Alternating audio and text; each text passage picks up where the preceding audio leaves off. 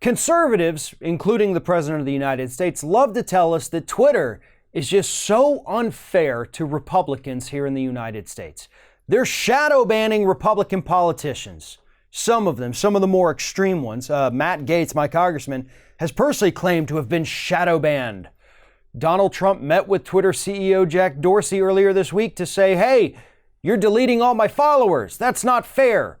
My posts aren't getting enough likes and retweets, and I demand to know why. Conservatives love to play the victim on social media. Whether it's Twitter or Facebook or YouTube or whatever it is, they are always the victim of some kind of unfair system. But in reality, according to the very people who work at Twitter and are actually in charge of these algorithms, Republicans have been the beneficiaries of these systems. And here's what we mean. We found out yesterday via reports from Vice talking to people who work at Twitter and work with the algorithms, help create them, that the reason the social network is not doing more to combat white supremacy on Twitter is because if they were to create an algorithm to kind of take care of that, it would also end up banning and blocking a bunch of Republican politicians.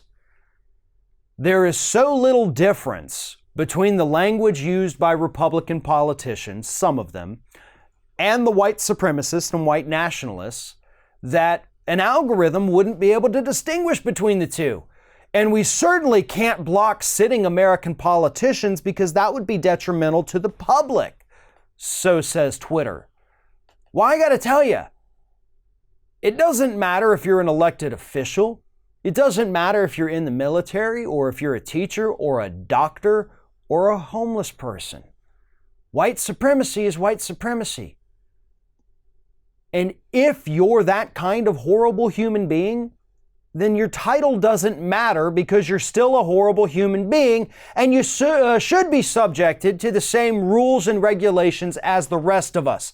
Just because somebody has the congressperson title in front of their name doesn't mean they should be able to get away with any kind of language or hatred that they want to spew on Twitter.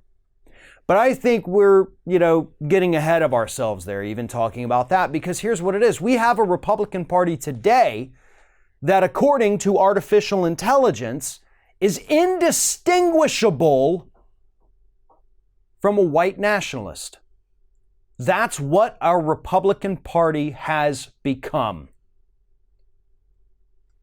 Machines can make mistakes. Sometimes they can rope in things that aren't necessarily that. It could be somebody denouncing it, and they get roped in because they use a couple of keywords that the algorithm flagged and removed.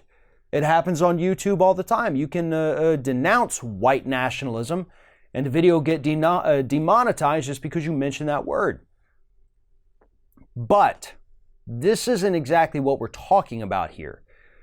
What we're talking about, what these algorithms see with these Republican politicians, is that they're using the same language and not in a way to denounce it, not in a way that, oh, this is bad. They're using the same kind of coded language that these organizations, these white nationalist organizations use. And the machines recognize that. And I think this is one instance where we need to listen to the algorithms. Because if they're telling us that there is no difference between a flat-out racist person and a Republican member of Congress, I think we need to believe them.